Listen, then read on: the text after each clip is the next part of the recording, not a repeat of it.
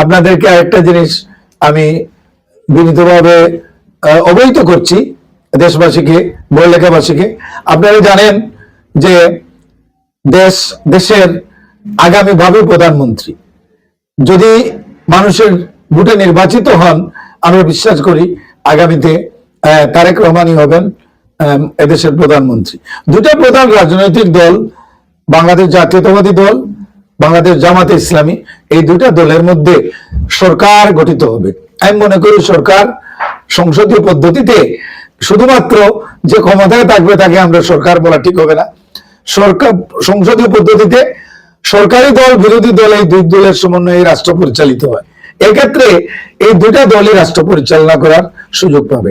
আমরা দেখেছি ইতিমধ্যে বাংলাদেশ জাতীয়তাবাদী দলের ভারপ্রাপ্ত প্রধান জনাব তারেক রহমান ঘোষণা করেছেন যে প্রতিটা মক্তবের মসজিদের সম্মানিত ইমামদেরকে এবং সম্মানিত মুয়াজ্জিন সাহেবদেরকে ওনাদেরকে একটা সম্মানের ব্যবস্থা করা হবে আগামীতে যদি তিনি প্রধানমন্ত্রী হন, তার দল ক্ষমতায় যায় দেশের মানুষের ম্যান্ডেট নিয়ে।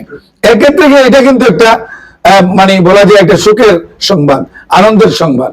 কারণ আমাদের মৌলিক শিক্ষা বাদ দিয়ে দুনিয়াবি সব জ্ঞান অর্জন করে শেষ পর্যন্ত তো কোনো খুব একটা আমরা লাভবান হতে পারবো বলে আমরা মনে করি না। এই কারণে এই শিক্ষাটা যাতে সম্মানিত আলিম ওলামায়ে কেরামরা আরো মনোযোগ দিয়ে দিতে পারে, এই জন্য এই ঘোষণাটা কার্যকর হলে আমার ধারণা এই দারুল রশাদ লিডিং মাদ্রাসা আজকে যে আয়োজনটা করেছে এই আয়োজনটা আরো গতি পাবে, এই আয়োজনটা আরো সম্প্রসারিত হবে।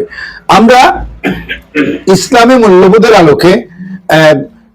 মূল্যবোধের আলোকে এবং ইসলামের মৌলিক বাণীর আলোকে এই দারুল রশাদ লিডিং মাদ্রাসা আগামী দিনে তার অগ্রযাত্রা, তার কার্যক্রম আরো বেগবান করুক, আরো এই অঞ্চলে শিক্ষার প্রসার ঘটাক, এই অঞ্চলে মানে প্রত্যেকটা ঘরে ঘরে এক একটা গোলাপের জন্ম দেখ, যে গোলাপগুলা সুগন্ধি ছড়াবে, ইসলামের মৌলিক কথাগুলা বাণীগুলা এই অঞ্চলে মানে এদের মধ্য দিয়ে প্রস্ফুটিত হবে।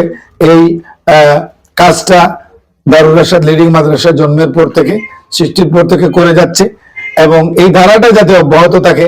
আমি একটু আগে ওনাকে বলেছি এই প্রতিষ্ঠানের স্থায়ী ক্যাম্পাসের জন্য অধ্যক্ষ মহোদয়কে আমি বলেছি স্থায়ী ক্যাম্পাসের জন্য ইতিমধ্যে জায়গা নির্ধারণ করা হয়েছে বালিকা স্কুলের পাশে।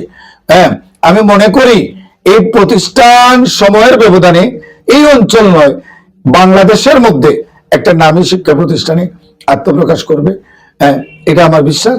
কারণ অধ্যক্ষ মহোদয়ের যে চেষ্টা, কমিটির সভাপতি মহোদয় যিনি বর্তমানে আছেন, ওনার যে প্রচেষ্টা, এগুলা অবশ্যই সফল হবে।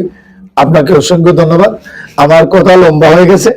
এরপরে আপনারা দুইজন আমার প্রিয় দুইজন ব্যক্তি, আপনারা আসলে নাজমুল সাহেব এবং আতিক সাহেব, আপনারা এই অঞ্চলে না শুধু আমাদের এই অঞ্চলটাকে, এই বড়লেখাকে আপনারা সমস্ত বিশ্বে এই অঞ্চলের বিভিন্ন গুণাবলী, বিভিন্ন বিষয় আপনারা উপস্থাপন করছেন।